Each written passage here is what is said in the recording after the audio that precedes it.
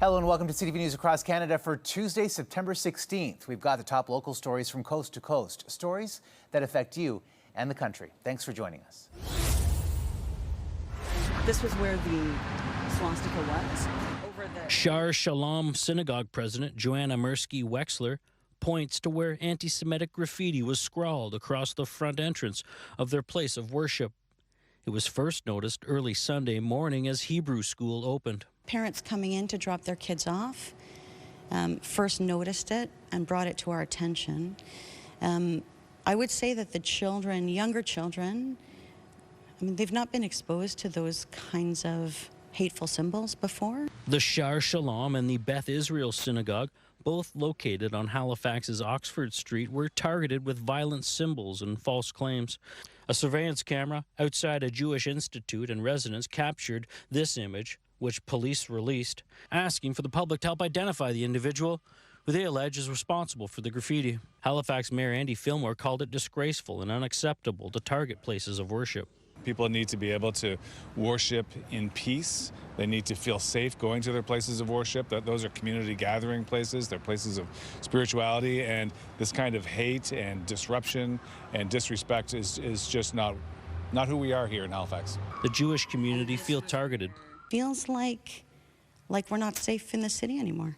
The former president of the Atlantic Jewish Council says fear is forcing people to hide their faith. So they hide or won't wear, for example, the Star of David, the Magen David.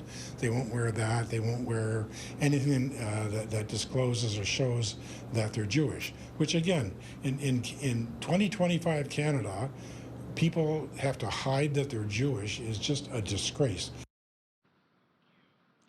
Halifax Police Chief Don McLean said there were 6 incidents in total, the 3 targeted at the Halifax synagogues, but there were also 3 other incidents of graffiti found on nearby sidewalks. Now, Halifax Police is investigating this as a hate crime, and they're stressing that any anger or hatred directed towards any community group is against the law. Several police cruisers lining Cameron Street North in Kitchener, and police tape covering a low-rise apartment. With canvassing, interviewing witnesses, some forensic analysis to be taking place. Police were called here around 9:30 Monday morning. Upon arrival to the location, members of our police service entered a unit to the residence and located a deceased male inside, suffering from significant injuries.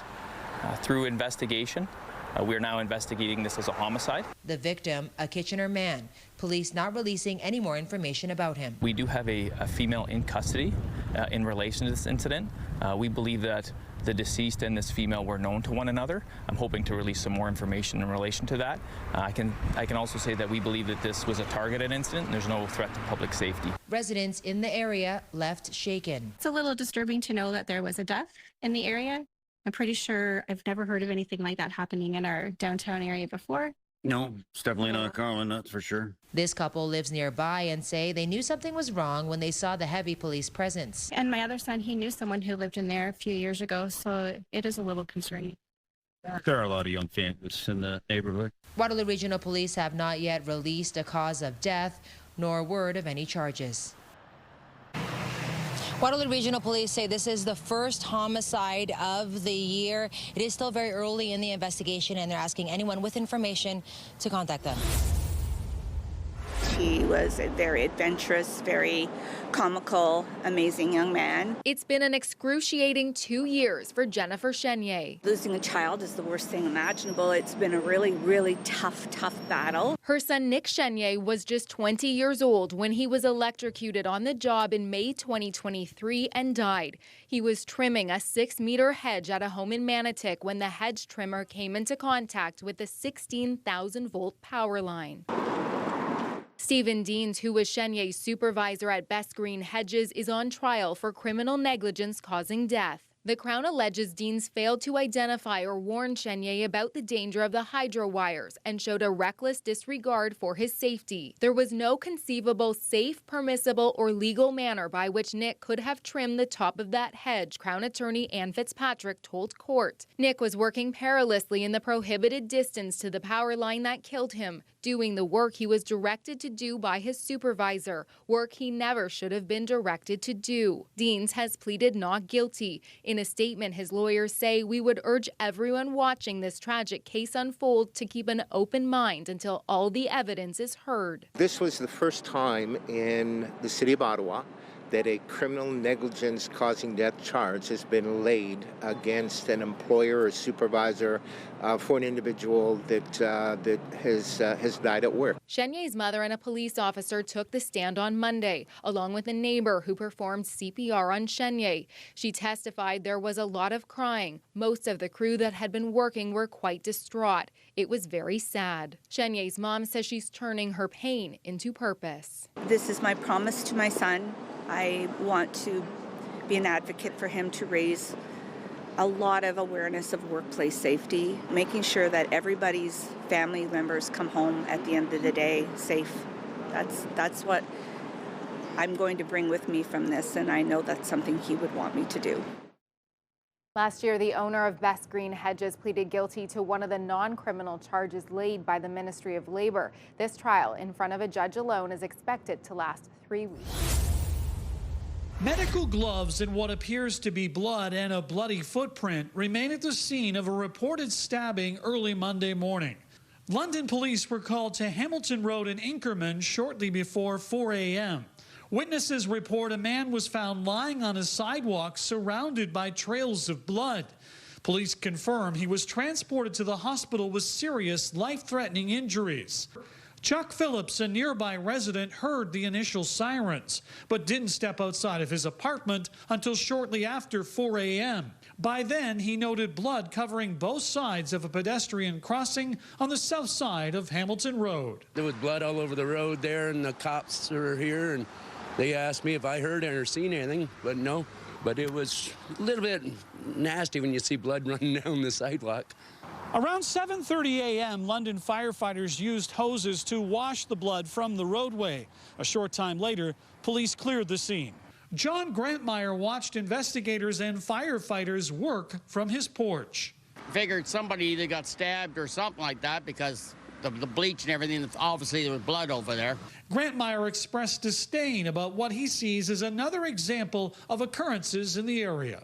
You know, it's not surprising. I've been here 21 years, so I've seen it all. Yeah, it's getting bad. Police are actively appealing to anyone who can aid their investigation or supply video surveillance.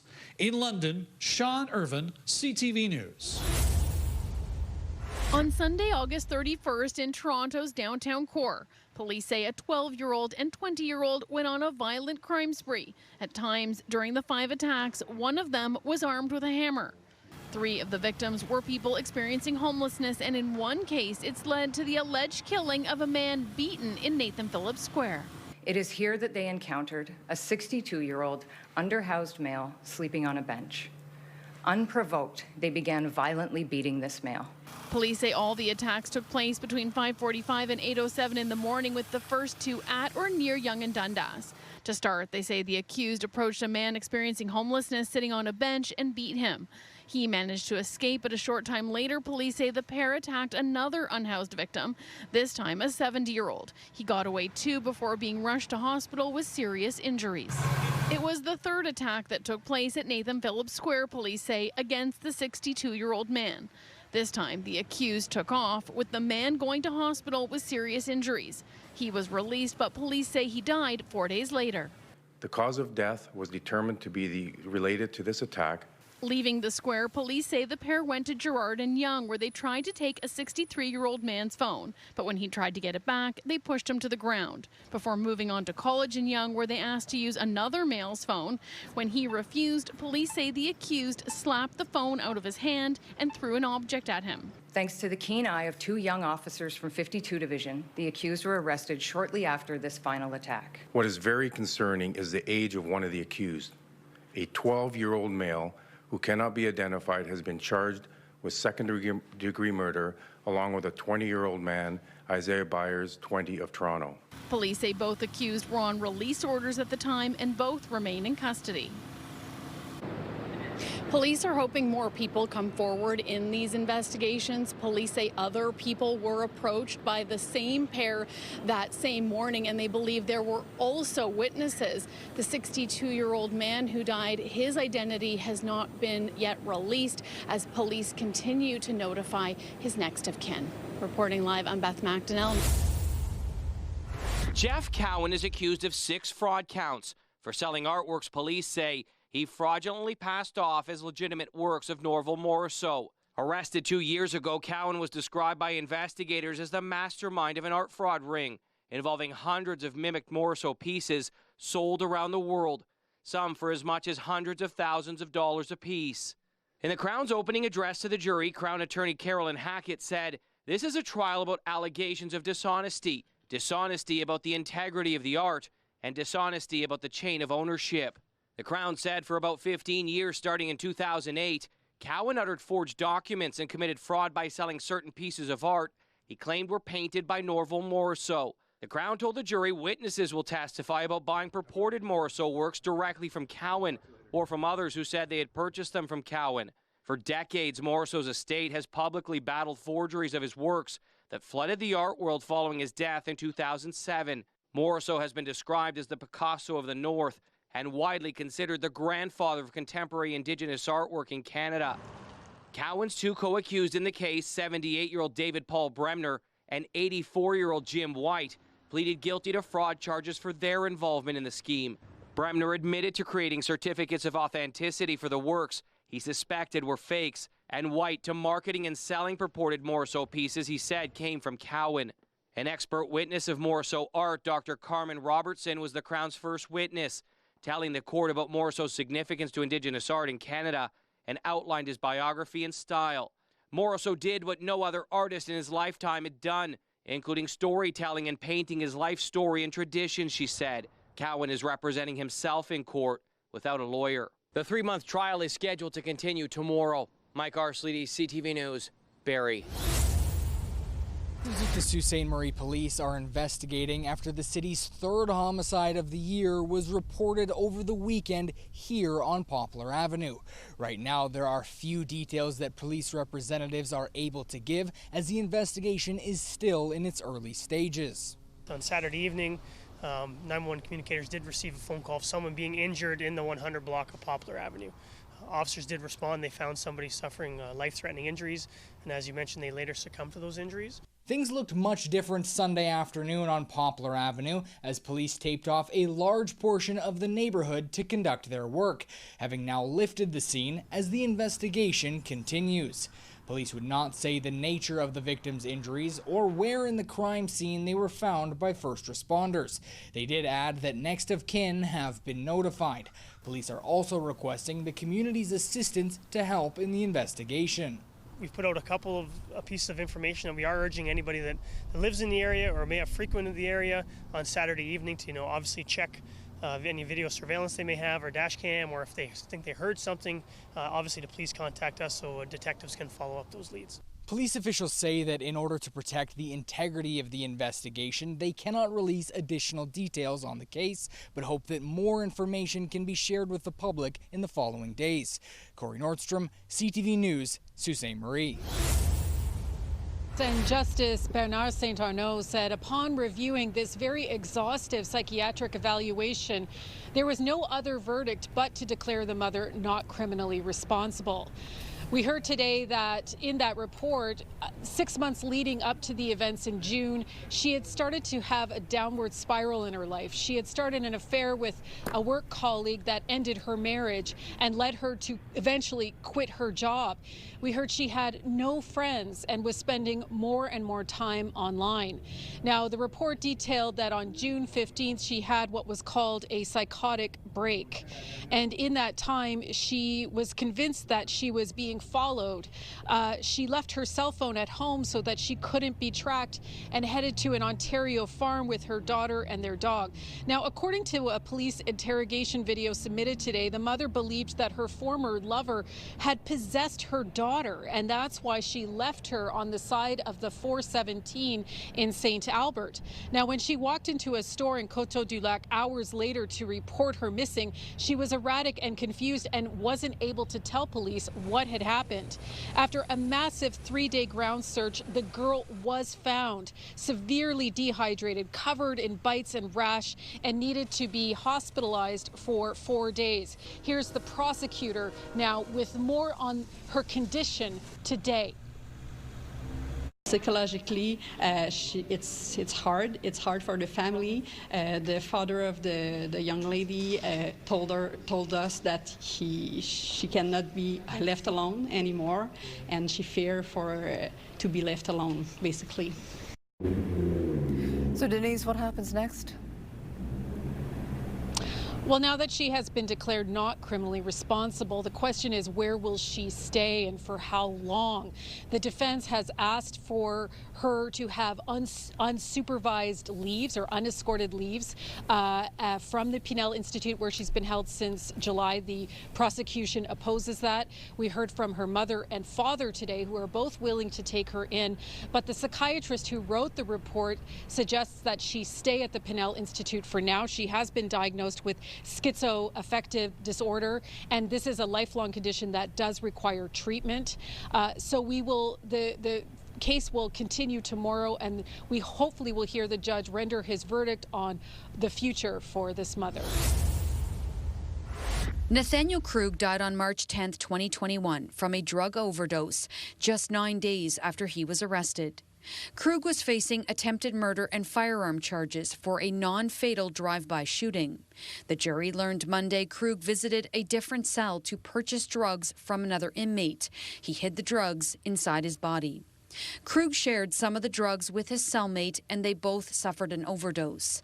Krug's cellmate was responsive in the jail and survived. In spite of numerous doses of naloxone, Krug was rushed to Windsor Regional Hospital, where he was pronounced dead. Krug's aunt, Dr. Amy Fitzgerald, will represent the family during the inquest. A criminologist, Fitzgerald says there are many questions the family needs answered, and they worry how Krug died will forever be overshadowed by how important he was to their family. He made some bad decisions, she said, but told the jury Krug was trying to get clean and was looking forward to becoming a father. He was a wonderful nephew, Fitzgerald concluded. The autopsy determined Krug died from fentanyl and atozolam toxicity. 5 months after Krug's death, Windsor police charged inmate Luc Bouchard with drug trafficking, criminal negligence, and manslaughter. He pleaded guilty to drug trafficking in August 2022 and was sentenced to 4 years in prison.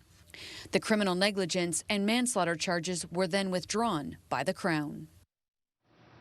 As with any other inquest, this jury cannot lay blame. They're solely tasked with trying to come up with recommendations for how to protect inmates from future harm. The inquest will resume tomorrow and is expected to wrap up by next Monday. Jeff Brown walks his dog twice a day and says sometimes drivers zoom by him. I see a lot of cars not doing the speed limit. A lot of guys are checking for traffic and just doing drag races down here.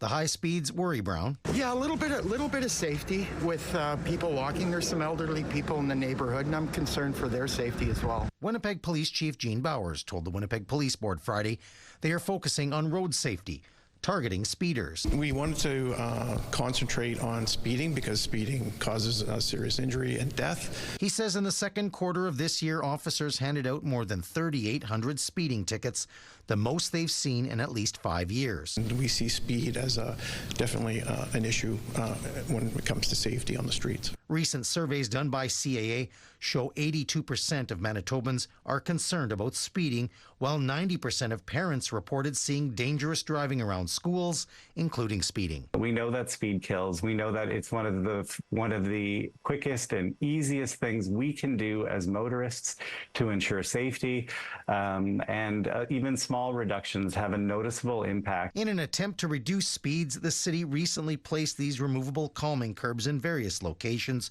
to see if they should be made permanent. Here on Cambridge Street, some homeowners told CTV News the curbs aren't slowing anyone down. Jeff Brown says he's in favor of the curbs staying put as he's noticed a minimal impact. It's helped a little bit, but we'll still see the occasional speeders, but it definitely has helped somewhat. Jeff Keel, CTV News, Winnipeg. Yeah, I feel broken beyond repair. The passage of time has done little to ease the pain for Alejandro Samper, who lost his father, Daniel Samper, his mother, Glitza Maria Casedo, and his sister, Glitza Daniela Samper, in the Lapu Lapu Festival attack. Without my mother, father, and sister, it feels like there's no point in life. I can't live without them. I love them so much, and now that they're gone, it doesn't make sense. As the only surviving member of his immediate family, Samper has a lot on his shoulders. Crying every day for hours, and at the same time I've been packing all of my parents' things, belongings, moving it to my house, dealing with the estate matters. Samper says he's given very little thought to Adam Lowe, the man accused of driving his SUV through the festival, killing 11 people and injuring 31 others. But he is glad a judge has found Lowe fit to stand trial. There's got to be justice, and we have to see it. He hopes the trial sheds some light on the mental health care Lowe was receiving leading up to the festival attack that forever changed so many families. It destroys your life. It puts you in a place where you're not normal anymore. You can't function in society anymore. The 34-year-old visual and interactive artist is trying to channel his pain into a lasting legacy for his mother, father, and sister. We're starting a non-profit organization called Samper Caicedo Legacy. Right now we're in the stages of legalizing it with the government. Our focus is helping individuals that have suffered from traumatic events. He says it's what his mother would have wanted. She finds so much joy in helping others, so it's definitely one of the things that I hope by doing will bring me close to my mother. Shannon Patterson, CTV News, Burnaby. Rwanda Smith looked on as a homeless encampment near Avenue M and 20th Street was being torn down. These encampments present a number of concerns for the city, but for Smith, they're home. We're just staying where we can, and usually we get the boots from everywhere, even if it's not in anyone's way. Fire inspectors estimate 30 to 40 people were camped here. Most encampments have 4 or 5 people, making this one, positioned right next to the temporary public washrooms, one of the biggest in the city. Give them a spot then, and leave them alone. Quit making them move their homes. Their life's hard enough. Unfortunately for Smith, that's exactly the situation the fire department is looking to avoid. Deputy Fire Chief Yvonne Raymer says if crews don't clear out an encampment within 48 hours, they can quickly become dangerous. Just this week, we know of 2 violent assaults within encampments, so that's a big concern. Raymer says centralized encampments Smith and other homeless people are calling for haven't worked in any other city in Canada so far. There's people who will start selling drugs within them. There's human trafficking happening within them. This isn't an understanding of one another. This is just surviving, and sometimes the unpredictable behavior becomes very unsafe. Clifford Semchishin says people at this encampment were stashing weapons, and he agrees with the city's policy. People are after you, trying to rob you, trying to take whatever you had on you. So I'm very happy that this is all gone. More than 1,200 encampments have been recorded across 70 neighborhoods in Saskatoon this year. Crews have had to clear out and clean up more than 350, compared to a little over 200 last year. And Raymer doesn't see that trend changing anytime soon. I feel like if we don't do something and we don't turn things around, we're never getting out of this. Keenan Sorakan, CTV News, Saskatoon.